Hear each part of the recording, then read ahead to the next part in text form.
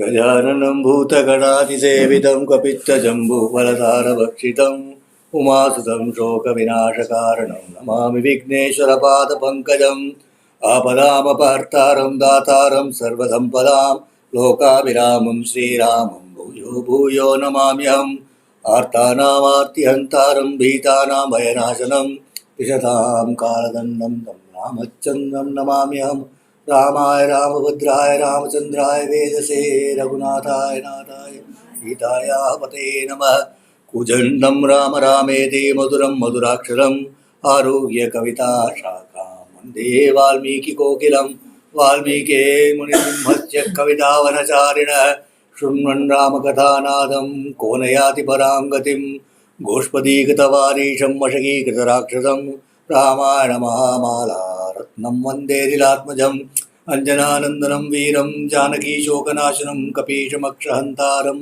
वन्दे लङ्काभयङ्करम् मेरुमन्दरसङ्काशो बभौ दीप्तानलप्रभः अग्रतो व्यवतस्तेजः सीताया वानरोत्तमः. Standing rock-like in front of Sita, he became as huge as Meru and Mandara mountain. He was dazzling the eye like a blazing fire. He stood. Fiery red face. Teeth and nails hard. Looking. Awesome sight. As he told Vaidehi, I could take Lanka with me, Devi. I can go back taking Lanka with me along with its master, with the forest, with all the multi-storied mansions, with its gardens and its lakes and its massive gateways. I could take them all. Therefore, O lady, do not reject what I am suggesting. Make up your mind.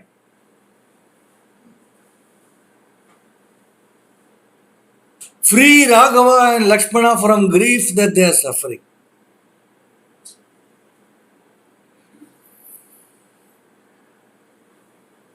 Looking at this terrible figure, Janaki, whose eyes were like lotus petals, she told him, I know your grit and strength, O ape. I know your grit and strength. I know your speed. I know your power and I know your ability. I know that you can take me.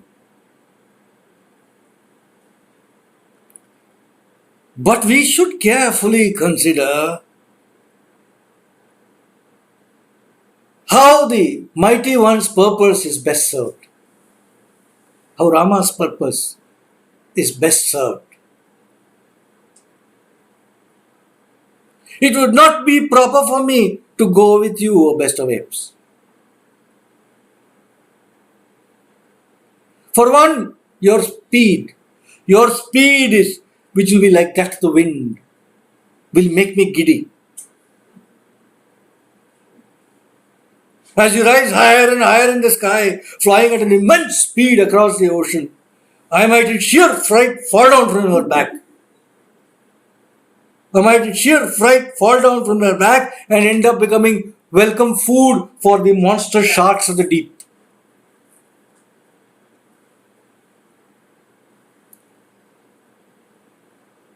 And then if you are having me on the back and flying across, you will be burdened with unnecessary responsibility.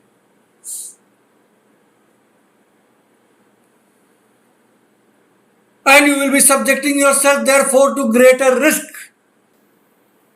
Seeing you taking me off or seeing me missing, Rakshasas will be immediately dispatched behind you.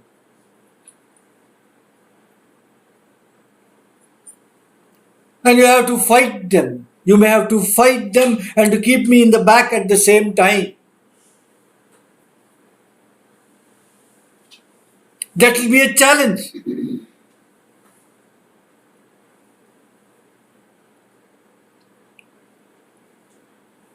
And the terrible Rakshasas might manage to defeat you in battle.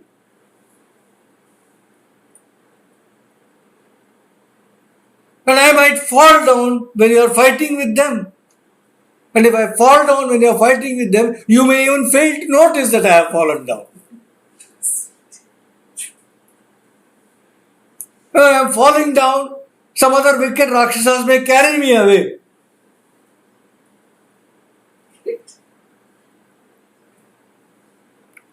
Or they might just snatch me from you in any case. In battle, O ape, who wins, who loses, cannot be said with certainty.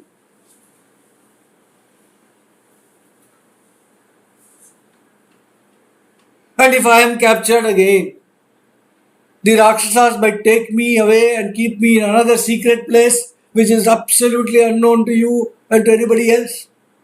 And then the entire purpose of your visit here would be set to naught. And O ape, above all things, I will not touch the body of any man but Rama, O first of apes. If I had to perforce touch Ravana's body, what could I have done to prevent it? Being unprotected, helpless, and almost senseless. So go now. Go now and return with Rama. Very great would be the advantage of Rama if he returns with you. Kamam tomasi paryapto nihantum sarvarakshasaan ragavasya yasho hiye tvaya shastrai surakshasai. Kamam tomasi paryapto nihantum sarvarakshasaan. Without a doubt, you yourself, you alone are enough to decimate all the Rakshasas. Tvameva paryapto. But if that should happen, Raghava's reputation would suffer. Yadi Ramo dasagrivam yahatva sabandhavam mamito grihya gaccheta tattasya sadrisham bhaved. If Rama, when Rama comes here and he destroys Ravana and all the Rakshasas and then he retrieves me and takes me, that becomes him. That will be to his credit. Not that when Hanuman came, he defeated everybody and took. And I know that neither the Rakshasas, nor the Devas, nor anyone can stand up to Rama in battle. When Raghava takes his stand in the battlefield along with Lakshmana, like the elephant of the Diggajas, like elephant in the cardinal points in Rat, when he stands in the battlefield, like a blazing fire of Pralaya, who can face him? So go now and quickly bring Raghava. Quickly bring my lord and Lakshmana and all the great army. Go now and quickly come back and make me happy. Bring me happiness.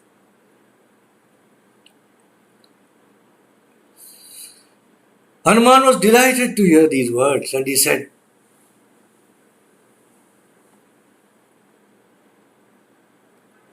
your reply was in every way worthy of you, Devi.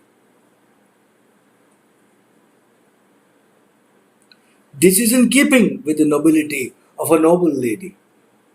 Aham, the humility and the nobility of a great lady. This is in keeping with that.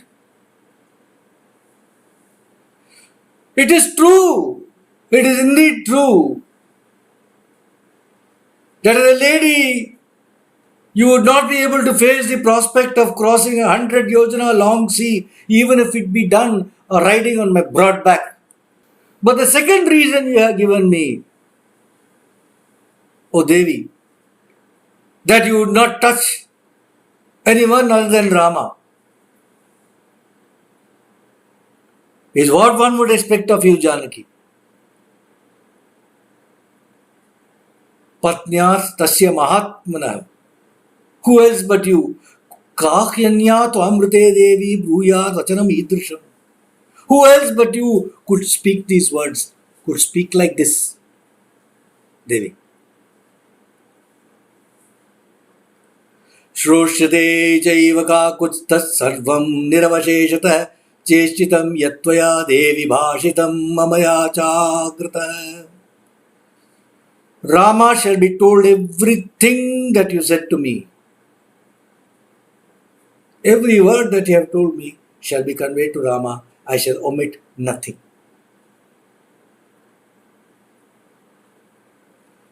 I asked you to get on my back and come with me from the desire to relieve Rama from his suffering, to give him some pleasure.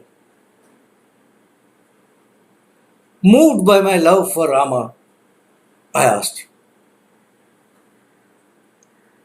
I did so keeping in mind that coming to Lanka is so difficult. The ocean has to be crossed. And I did so because I am conscious of my own ability to get you back.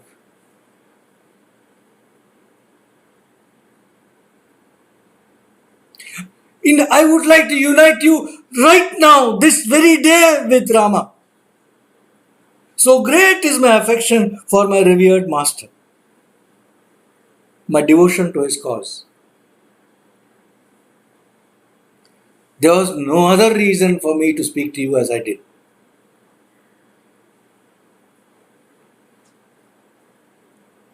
It is okay if you do not wish to go with me, O Devi. But when I go back, Rama will ask me. So please give me a token which Raghava will recognize as coming from you.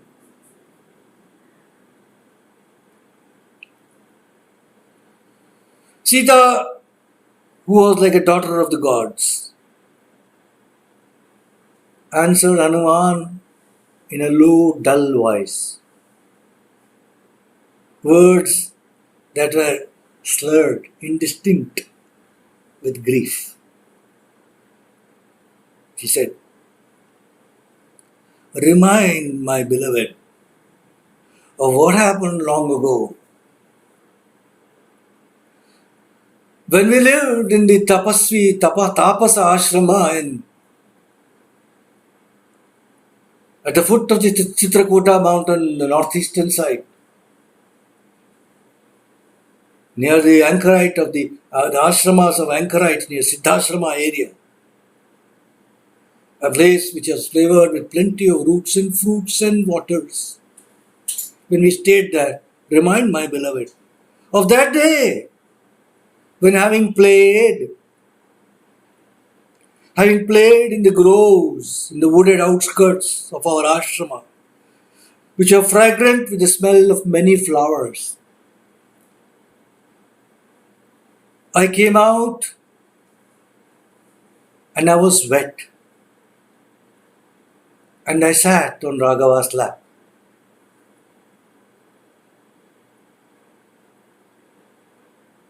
A crow, greedy of flesh, came and pecked at me, and I tried to drive him away by throwing a clod of earth.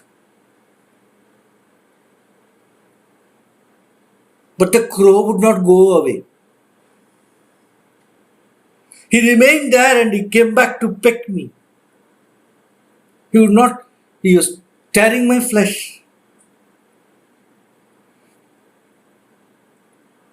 And when my upper garment was loosened by the crow attacking, I was tying my girdle. I was tightening my girdle because my upper garment had become loose. Tell Rama, you saw me and you made fun of me. So poor thing, she's struggling and crow was attacking. She's tightening her dress or something. Rama is laughing. Arey, one crow. When he made fun of me, I became angry. But I could do nothing, so I sought your shelter. To Rama, she said. Then when Rama looked at the crow went away. The crow went away and I was crying. Rama had teased. all that. So that's what she's crying. So Rama wiped my tears. Rama, you wiped my tears. And you pacified me. You pacified me. Then I was tired. I was tired and I fell asleep on your lap, Rama. And then later, when I got up, Rama, you fell asleep with your head on my lap. And at that time, the crow appeared again. The crow appeared again and flying, it attacked me again and it pecked me and it repeatedly attacked me and gored me. And Rama, you were drenched by the blood from the wounds that the crow created on my chest.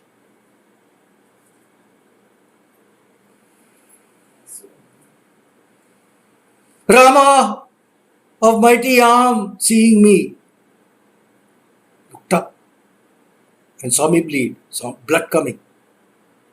He hissed in anger like a snake and asked, who did this? Who has done this? Who is it that plays with an angry five-hooded snake? And looking around, he saw the crow with its sharp and bloody talons staring at me. That crow, a powerful flyer, was none other than the son of Indra, who had come down to the earth in a jiffy with the speed of wind.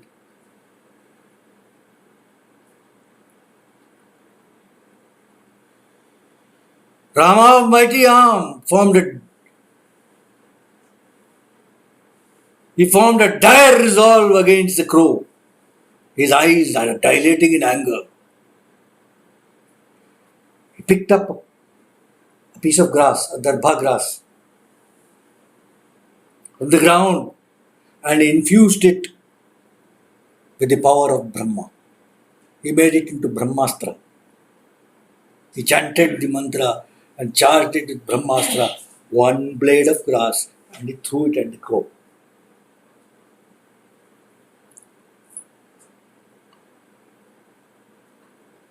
And that was like the pralaya fire thrown at the crow. The crow fled. It flew with the blade of grass pursuing it wherever it went. It flew from one quarter to another.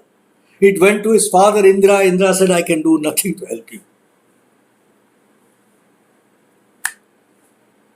It went to all the gods. It went to all the sages saying, help me, save me, save me. Nobody could do anything. Finally, it came back and threw itself at Rama's feet for his mercy.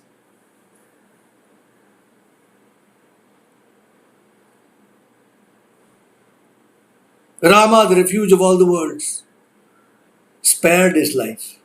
Though that crow merited punishment, he spared his life. But he told the crow, this Brahmastra may not be invoked in vain. It has been invoked. So what do you have to say to the crow? So the crow said, let the Brahmastra take my left eye. And it thereupon tore out the left eye of the crow and then became pacified. Thus let off, the crow made prostrations to Rama and went away. Remind Rama of this episode that happened. Tell him, for my sake you launched the Brahmastra against a mere crow. How could you show so much patience towards him who took me, who kidnapped me away from you, O king? So take pity on me and do something. Put forth your best effort. Though I have Rama as my protector, anyone in my plight would be thought to be anatha.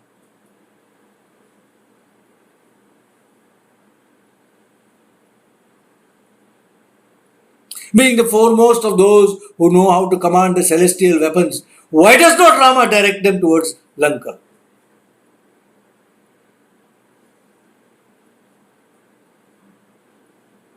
If he still has any love left for me, why does he not, with all his power, exterminate the entire Rakshasa clan? If he does not want to do it, why does not Lakshmana at least come to my rescue with his brother's permission?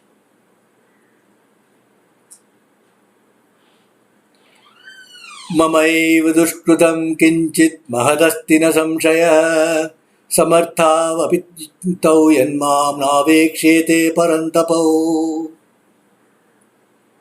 ममैव दुष्कृतं किञ्चित् महदस्ति न संशयः. It is very clear to me that there is some great sin that I have incurred. It is my fault. Something is wrong, some defect is in me. Dushkrutam, I have done something wrong.